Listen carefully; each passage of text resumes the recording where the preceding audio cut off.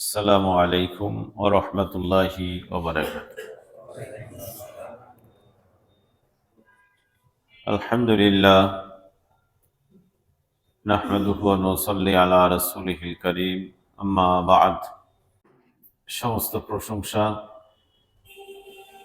বিশ্ব পালনকর্তা আল্লাহ রাব্বুল আলামিনের জন্য।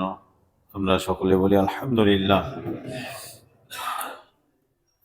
বিশিষ্ট সাহাবী আবু যার রাদিয়াল্লাহু তাআলা আনহু থেকে বর্ণিত, তিনি বলেন, রাসূলুল্লাহ সাল্লাল্লাহু আলাইহি ওয়াসাল্লাম বলেছেন যে তিন শ্রেণীর ব্যক্তিকে আল্লাহ ভালোবাসেন। আল্লাহ তাআলা তিন শ্রেণীর ব্যক্তিকে ভালোবাসেন, অপরপক্ষে তিন শ্রেণীর ব্যক্তিকে ঘৃণা করেন, অপছন্দ করেন। যাদেরকে ভালোবাসেন তাদের একটি শ্রেণী হলো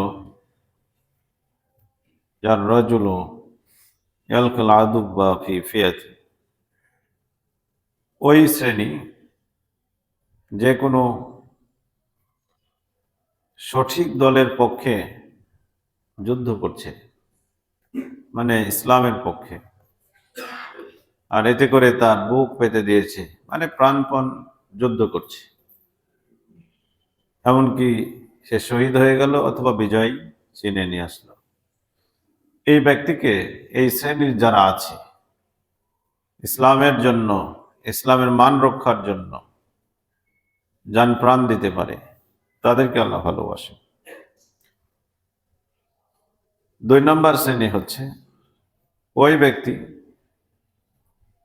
যে কোনো সফর অবস্থায় রয়েছে, তাদের সাথে অনেক সঙ্গী সাথী রয়েছে, সফরে চলতে চলতে ক্লান্ত হয়ে পড়েছে, রাত্রিবেলায় সফর সঙ্গীরা সবাই ঘুমিয়ে পড়েছে, আর লোকটি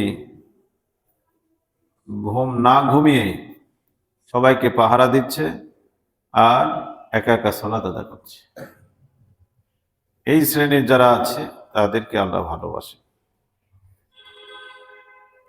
আর তিন নাম্বার হচ্ছে আর রাজুল ইয়াকুনু লাহুল জার,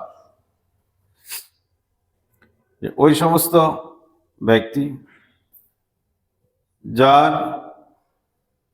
প্রতিবেশী তাকে কষ্ট দিচ্ছে, যাকে তার প্রতিবেশী কষ্ট দিচ্ছে, কিন্তু সে কষ্টের ধৈর্য ধারণ করে এবং তার সাথে ভালো ব্যবহার করতে থাকে। এই ব্যক্তিদেরকেও আল্লাহ ভালোবাসে। এই তিন শ্রেণীর কথা শুনলেন, যাদেরকে আল্লাহ ভালোবাসে। আর যাদেরকে ঘৃণা করেন তারা হলো, এক নাম্বার, বেশি বেশি কসম করে, মিথ্যা কসম করে ব্যবসার পণ্য বিক্রি করে, মানে অসৎ ব্যবসায়ী, মিথ্যা ধোঁকা সব রকম এক জায়গায় করে ব্যবসা করছে লাভের উদ্দেশ্যে। এই শ্রেণীর যারা আছে তাদেরকে আল্লাহ ঘৃণা করেন। দুই নাম্বার হচ্ছে আল ফকির আল মুখতাল, দরিদ্র ব্যক্তি, নিঃস্ব ব্যক্তি, তারপরেও সে অহংকারী, কিছু নেই কিন্তু অহংকার করে। তাও এই শ্রেণীকে আল্লাহ খুবই অপছন্দ করে।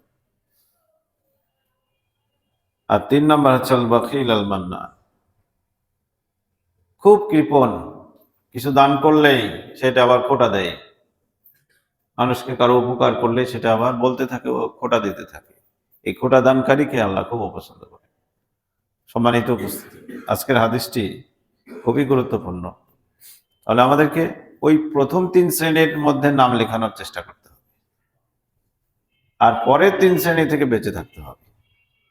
তাহলে এই হাদিসটির উপরে আমল করতে পারবো, আর আমরা আল্লাহর কাছেও প্রিয় ব্যক্তি হিসেবে, প্রিয় বান্দা হিসেবে নির্বাচিত হতে পারবো। আল্লাহ আমাদের তৌফিক দান করেন, আমিন।